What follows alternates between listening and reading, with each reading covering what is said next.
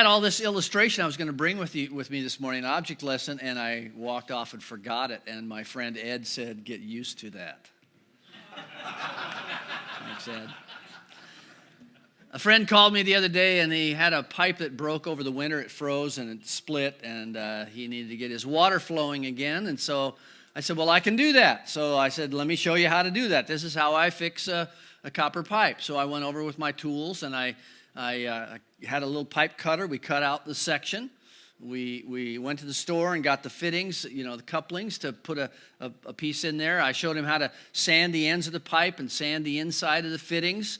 We put it back we put the flux on there, whatever that stuff does. But anyway, we put that flux in there. We put it all together, and we heated up the pipe with a torch. And I said, "Now watch how this will suck that solder right in there." And it worked. We turned the water back on. No leaks. Touchdown. Now, the point is that it took many tools. It took several operations to do this. You can't just stick it together unless you have one of those shark bite cheater kind of things that you're using now with the new kind of fittings. But it takes several tools and several procedures to fix a water pipe. And the thing about it is that a pipe that's working, you never notice, right? Because the supply is always there. The supply is there, and it doesn't cause any damage. It doesn't leak. And what we want is that supply. We want the boundaries around that water so it goes where it should go and supplies what it should supply. And that's a little bit like the subject we're talking about this morning called margin. I did a series years ago, 10 or 12 years ago, and if there's any series that has been spoken about more to me, in reflection, people have talked about the series about margin because it was so guilt-inducing. So I'm going to try to put that whole 30 weeks of guilt on you this morning. No, guilt doesn't motivate. It gets us moving, but it really doesn't motivate us very well. But when I talked about margin, we were talking about the margin in all of our life, and what margin really is another word for stewardship.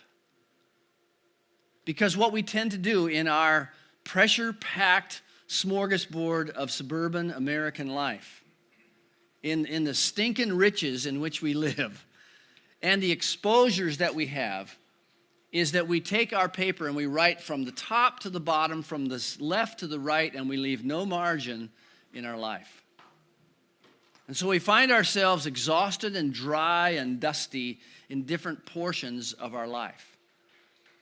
Margin restores the flow of life.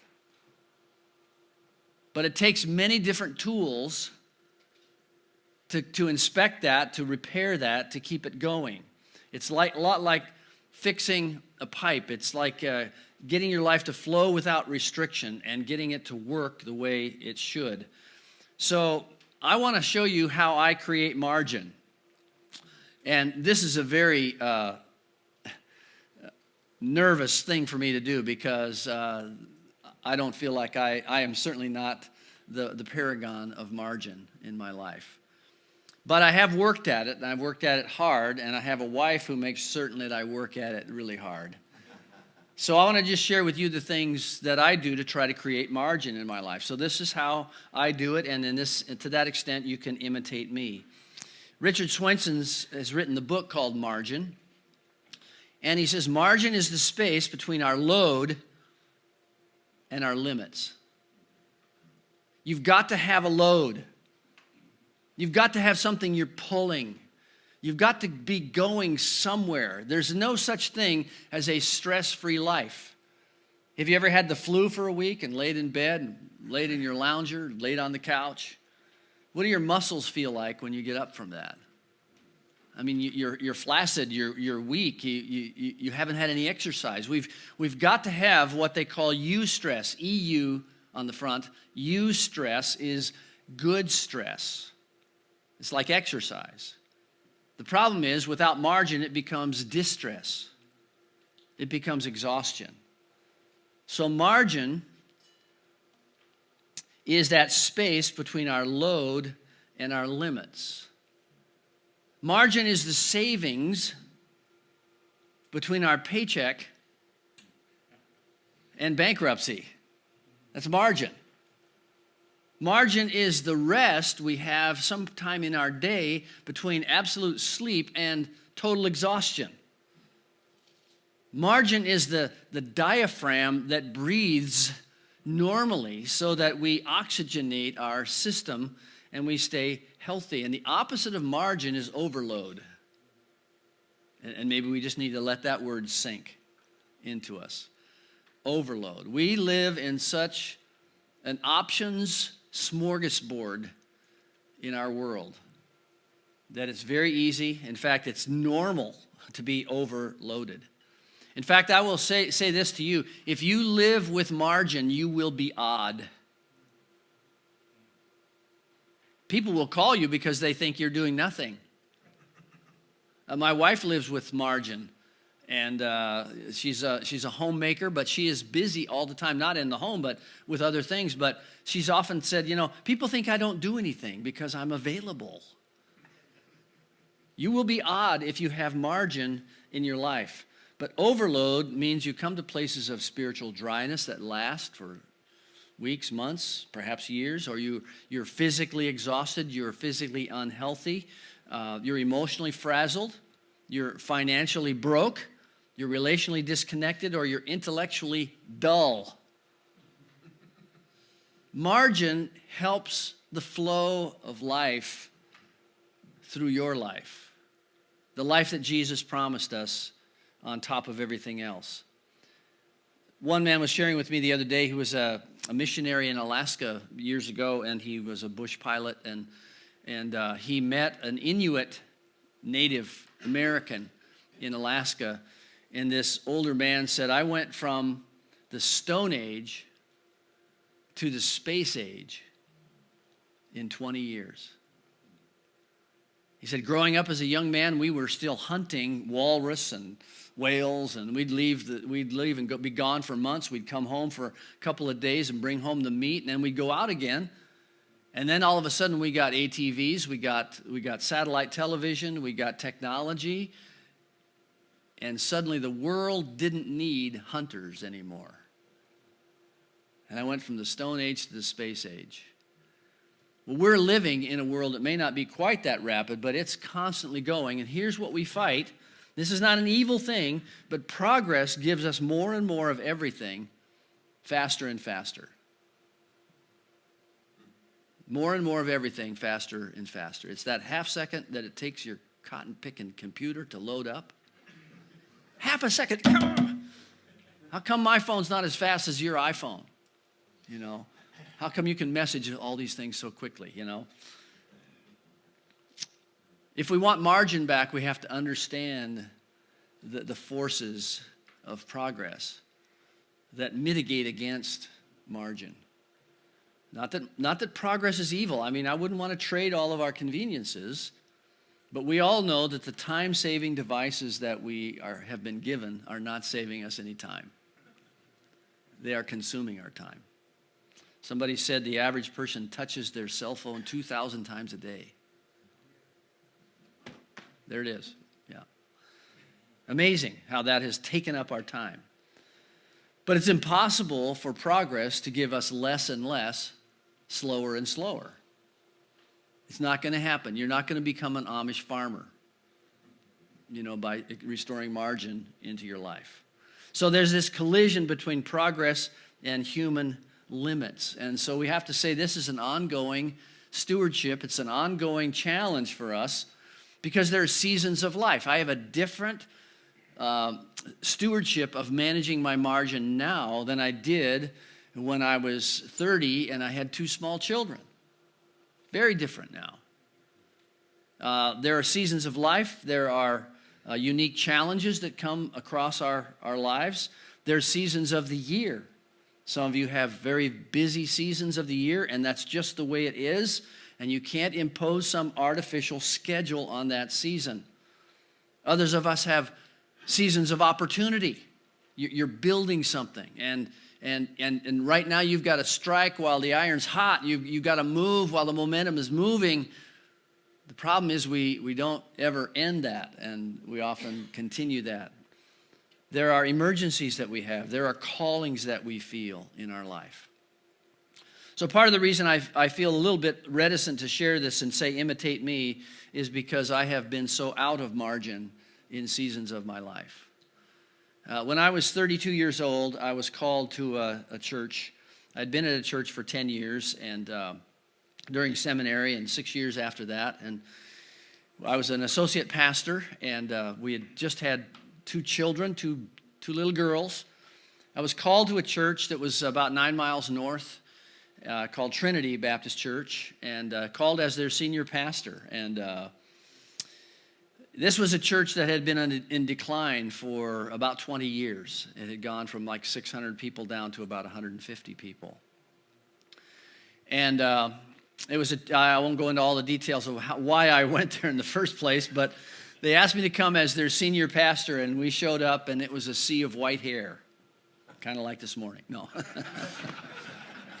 Kind of like one table over there. You know. But it was a sea of white hair. And a lot of these people, I had grown up in Golden, Colorado, just about 8 miles west of there. And so some of these people knew me. They knew my dad. You know, they were like my parents or even grandparents. So we showed up with a 2-year-old and a 4-year-old on our first Sunday. And God began to work in me and began to work in that church. But I got really out of balance. I was living 9 miles south of the church, up a main street that had 34 stoplights on the way.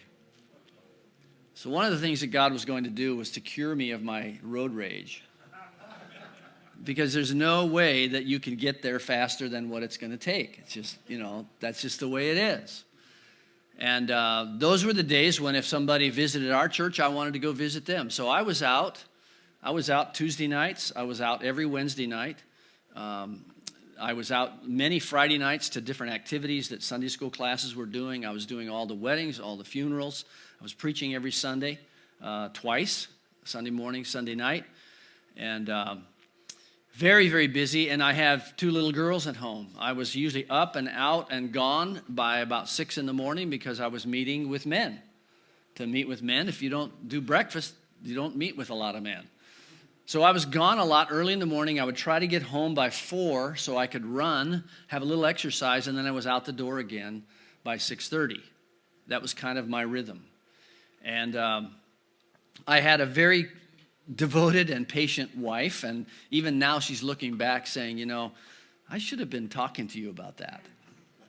I said, well, it's about 30 years too late, but yeah, she should have had a voice in that. But I was so caught up in the church growing. I was so caught up in the enterprise. I was so caught up in what God was doing, but I was trying to do it all. And so the church grew from 150 to about 250, and then it went to 400. Then we merged with another church, and pretty soon we were running 600, and I had to learn how to bring in a staff and how to work with multiple staff. And God was doing a great renewal ministry, but I was pouring myself into all of that.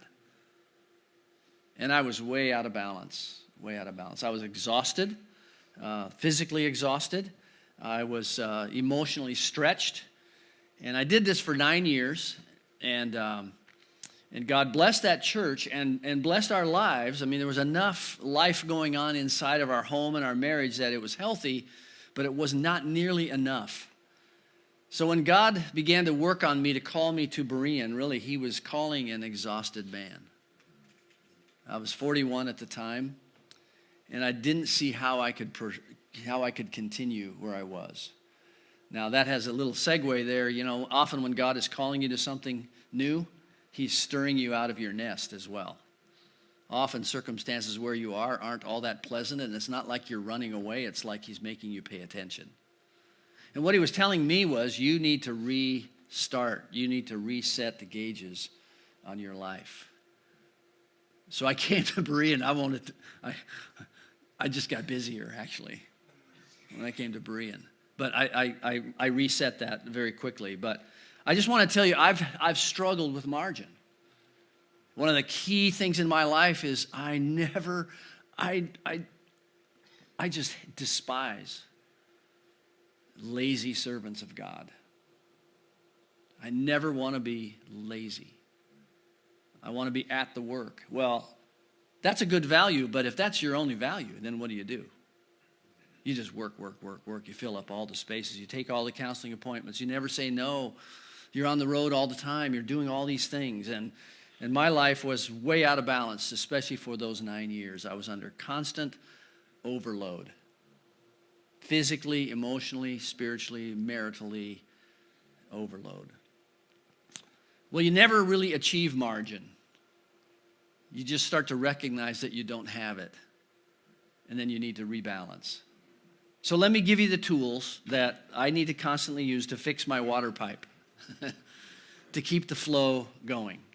And there are multiple tools in multiple ways that they can be used, but I want to give them to you, and hopefully they're helpful to you. The first one is a compass. I need to know what my purpose is. The blank there next to the compass is purpose. What's my purpose? Is my purpose to build a business? Is my purpose to get my boy on the traveling team? Is my purpose to make money? Is my purpose to have leisure?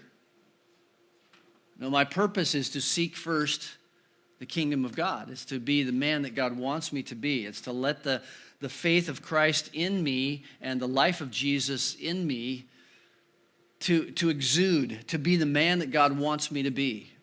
And that sounds a little bit ethereal and distant, but if I seek the kingdom of God first, that means not only first in sequence, but it means first in priority.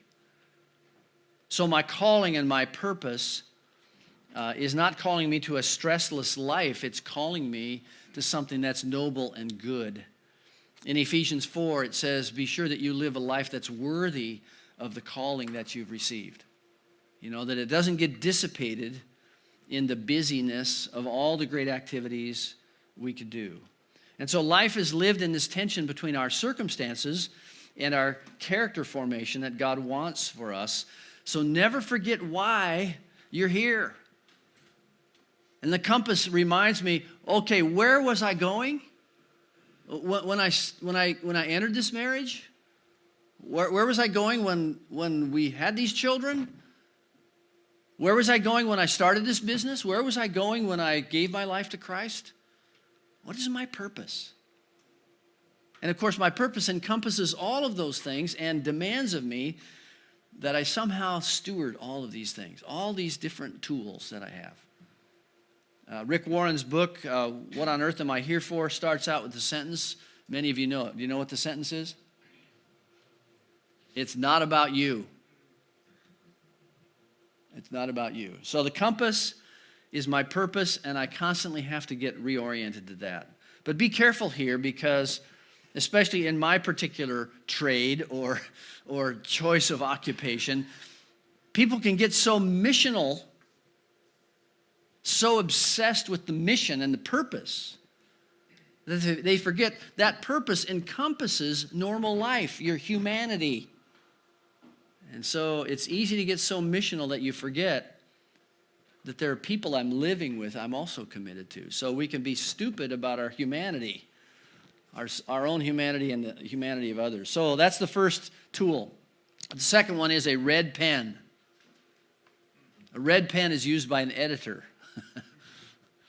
And he goes through what you've written and he crosses out whole sentences and paragraphs that are superfluous to the point that you're trying to make. So the question is, what do I proscribe? That's what the blank is. Do you know that word? A proscription is a refusal. It's a crossing out. It's a renunciation of something. And in Proverbs 25, it says, like a city whose walls are broken down is a man who lacks self-control. So this is to be able to say a big red no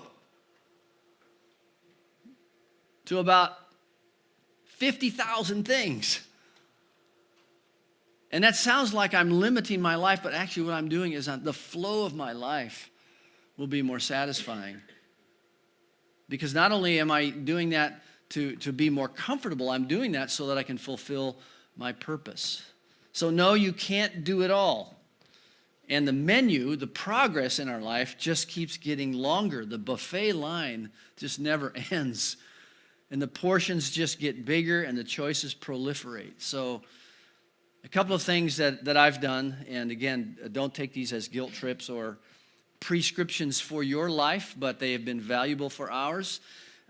is we made a decision early in our marriage that we would live with no debt for any depreciating item, which meant that we couldn't have a lot of things, especially early on in our marriage.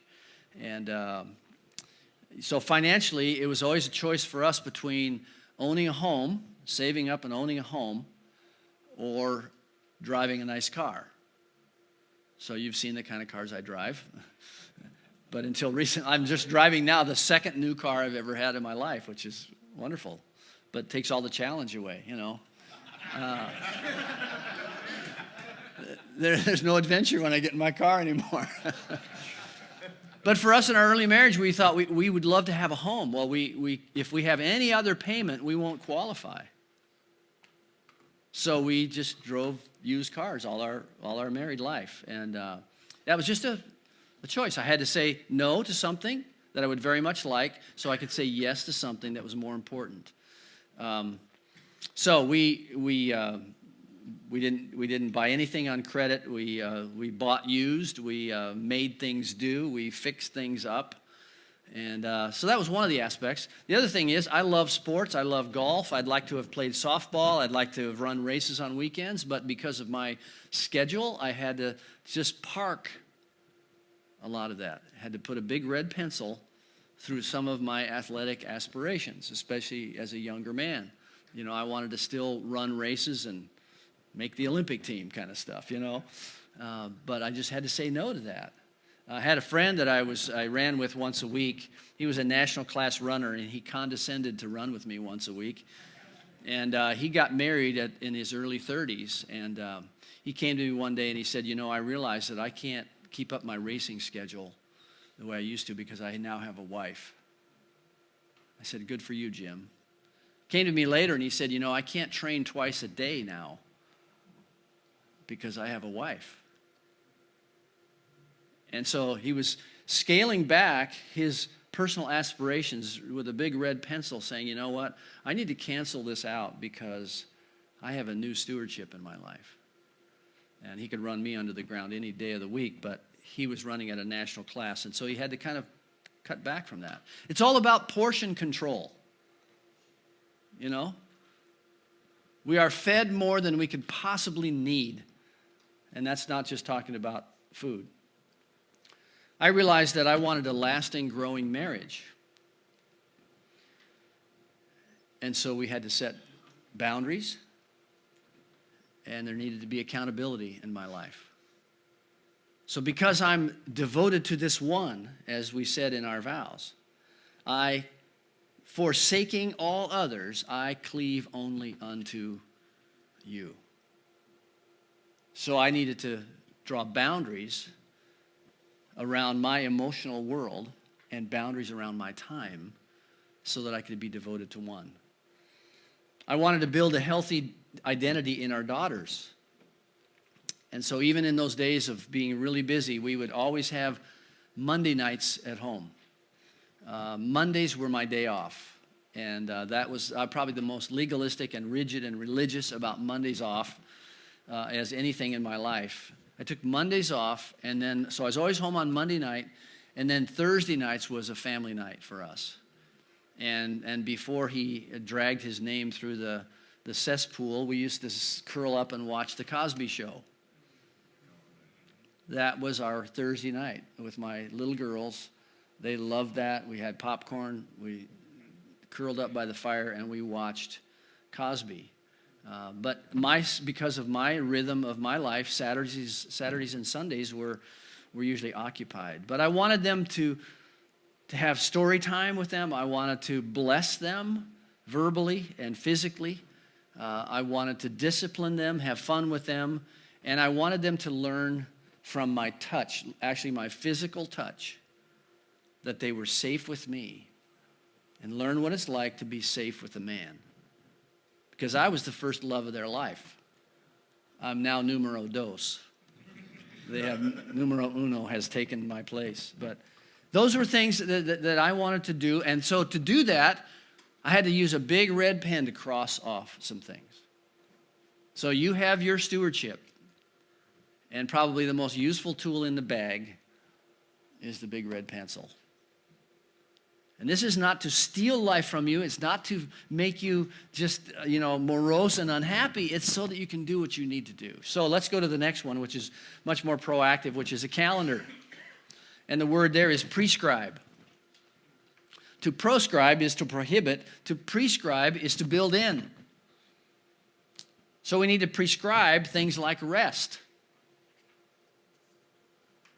The Sabbath principle.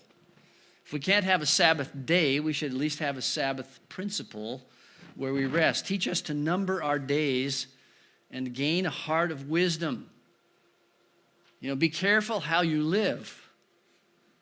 Be careful how you live, it says in Ephesians 5. Because as you look at the way you live, and it's not a matter of breaking down your day into 15-minute increments, little billable hours type of thing. It's just look around you. The days are evil, but we have this opportunity to live a full life and live it before God and before our families and others. So there are seasons of intensity, and there are seasons that we need to manage, but we need to have a calendar to put down on the calendar the things that are really important to us. And that's not only a weekly rhythm, that's a seasonal rhythm. It may be a yearly rhythm. And we need to just look ahead and say, here's what's coming. And because that's coming, that helps me with my red pencil as well. So there was a rhythm to my week, a rhythm to my life. There still is pretty much a rhythm to that. And I think that helps as you have a rhythm to that. A fourth thing is I have down here a helmet. And that's not a crash helmet. That's a play helmet. So you can put the word play in that blank. This has to do with physical stewardship and just having fun. I love these verses in Deuteronomy chapter 30. It says, I call heaven and earth to witness against you today that I have set before you life and death, blessing and curse. Therefore choose life, that you and your offspring may live. God comes to the end of giving all this law, which we tend to think is this big backpack of burden. And he's saying, no, I'm giving you this because this is how the universe is wired. This is the wiring diagram. And if you want to let the circuits run and let your life be fully living, then choose this life. And one of those things is physical rest. God built in physical rest into his people. And that wasn't built into any other system at the time.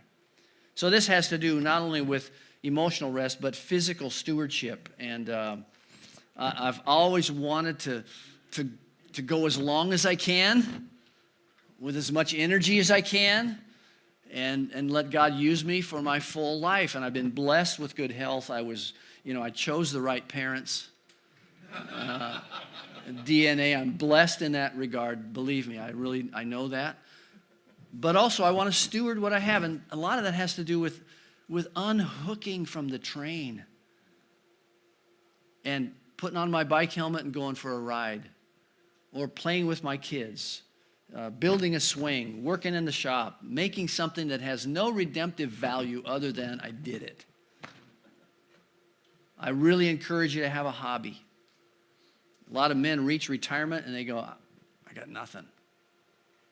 Well, a hobby won't fill it up either, but it's really helpful. And I've always had something going on that was very restful to me, something where I could lose time doing it. I wasn't thinking about the clock.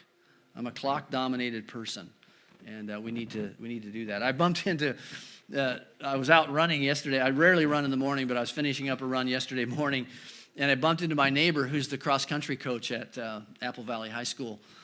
And he's retired. He's my same age, and he was walking his dogs, and we stopped and commiserated about, it's getting harder to do this. And he said, I ran the other day, and it took me 2 days to recover. And, and then we're comparing. We're out there showing each other our body parts, that hurt. And but he's still at it, and I want to still stay at it, whether that's not your thing or not. But I just want to keep moving toward what is relaxing or what is what's fun, what we enjoy. And that's different for you. It could be, maybe it's not a helmet, it's a fishing pole, or it's a deck of cards, or it's friends gathered for a meal, but we need to have those tandem rides, those opportunities, those things that we do that are just play. And when God built in the Sabbath, he didn't build in a church service. He said, worship and enjoy me. So that's what that represents. And finally, the tool that helps me get back in balance is the table. And the word there is presence. One of the things that we did, and this was a very religious thing in the sense that it was regular, we always had dinner together. And that sounds like I'm talking dinosaur language. But life makes up its mind at a table, and life gets shared at a table. So even if it's just you and your wife right now, but especially if you have children at home, that so centered me that it was unquestionable that I would be home for dinner. No matter what else was happening in our life, that's where we met. That's where we shared. That's where we did discipline. That's where we talked about school. That's where the girls talked about boys. That's where they talked about how weird their parents were. That's life met there for that hour or so while we had dinner. That was the intersection where we met. There was always dinner. We sat down. The phone was not answered. There were no interruptions. And it was also around that table that we had guests from all over the world and friends from our own church and men and women that our daughters got to know and whose lives they modeled themselves after. It was there that my wife practiced her gifting of hospitality and we developed community. And that's a balance that a worker like me needs. And perhaps you do too, to say, let's stop, let's cease, not eat in front of the television. Let's eat across the table from each other. And let's let life intersect.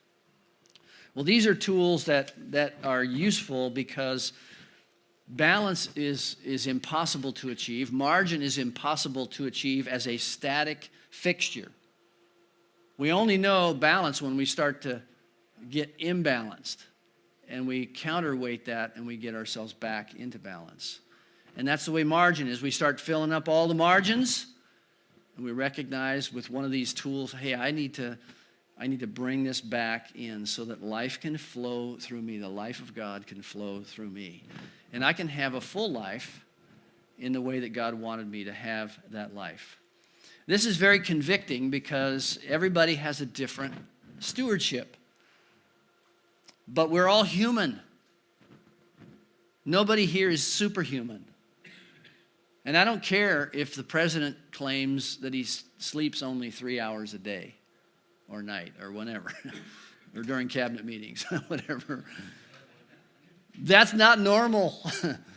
And we are humans. And so we have all these responsibilities. We have finances. We have wives. We have families. We have jobs.